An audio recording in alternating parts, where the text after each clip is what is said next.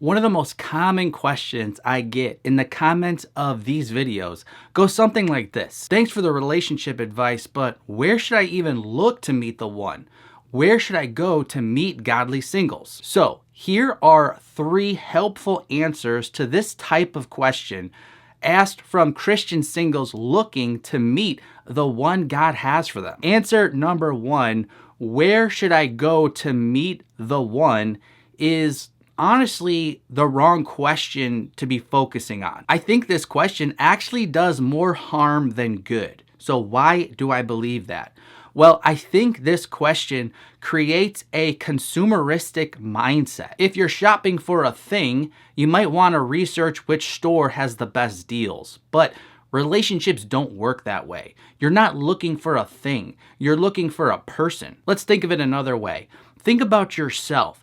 If you're a godly Christian single person, then you can say, well, where would I be for another godly Christian single person to meet me? Are you putting yourself in a storefront window, inviting people to pick you? No, you are seeking to glorify God as you live your unique life. The truth is, we all have unique family members, friends, callings, hobbies, jobs. There's just no one church that collects all the best Christian singles.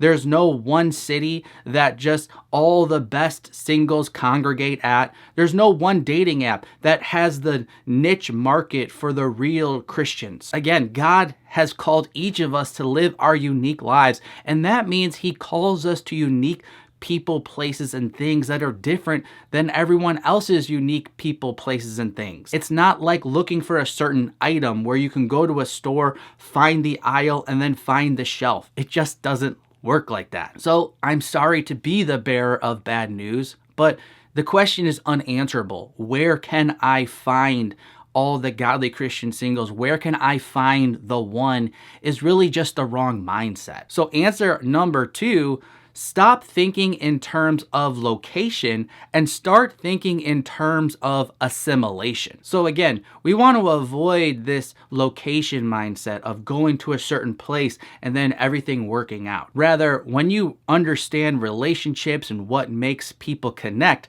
you realize that it's underlying beliefs. It's the way you see the world. It's the way you live your life. That's what connects people, not the location. No matter what church you go to, you're going to find somebody there that you really enjoy, and you're going to find some other people there that you really don't enjoy. No matter what dating app you go on, you can probably find a real Christian there, and you can probably find a fake Christian there who's totally lying to you. No matter what city you enter, whether it's predominantly conservative or predominantly liberal, it's not all going to be one type of person. So rather than thinking of location, you want to start thinking in assimilation. So what does that mean? Assimilation refers to the process through which individuals and groups of differing heritages acquire the basic habits, attitudes, and mode of life of an embracing a similar culture. Now, if you ever got behind the scenes on a church staff, this word assimilation comes up quite a bit because it's the process where the church is saying, hey, we don't just want people attending, we want them assimilating into the culture of our church. And while that certainly can be kind of a worldly mentality, kind of a marketing mentality, and I don't really like that, I think you can also make a biblical case that people are to assimilate into the ways of God. We were once of the world and we knew the ways and practices of the world, but when we become a Christian, we don't become part of a Jewish culture or a Gentile culture. Rather, we retain a lot of our own culture, but we assimilate our character, our way of living, our mindset into the ways of Christ. This mindset of assimilation is really key if you want to meet the right person God has for you. In all honesty, it doesn't really matter that much on where you go. It does matter a little bit, and I'll talk about that in the next point, so stay tuned. But so long as you're not going to an overtly sinful place that's obviously going to attract bad characters, then the emphasis should not be so much on where I'm going, but more so on the way I'm living. God is going to sovereignly work out the time and place where you're going to meet the right person, but you have to participate in the sanctification process so you are the right person to pair with the right person when God brings that person into your life. John 10:27, Jesus said, "My sheep hear my voice, and I know them, and they follow me." Where are all the true Jesus followers? They are following Jesus. As you live your life for Jesus in this crazy world, you will make meaningful connections along the way. And answer number 3, you will meet the one on the journey, not at a destination. Now, like I said, I want to be balanced here. I'm not saying that your location doesn't matter at all. God certainly gave us a brain. We should use logic.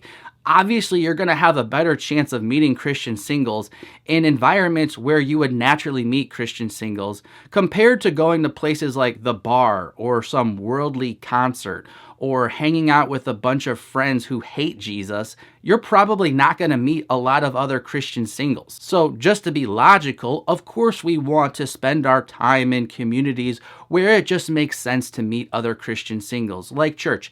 Or if you're going to try a dating app, I would at least recommend you try one that markets to Christians. Are you going to meet fake Christians there? Of course you are.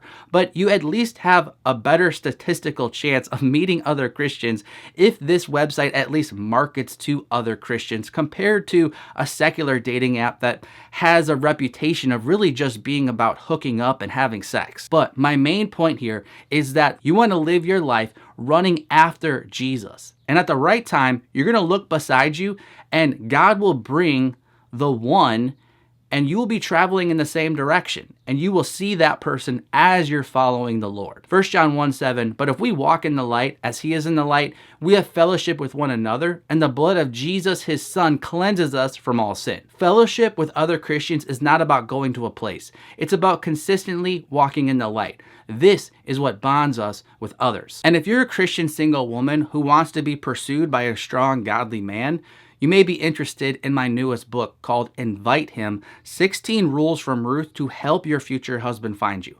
I go line by line through the book of Ruth, and I help women apply the principles there on how to invite a strong man like Boaz to pursue you like he did for Ruth.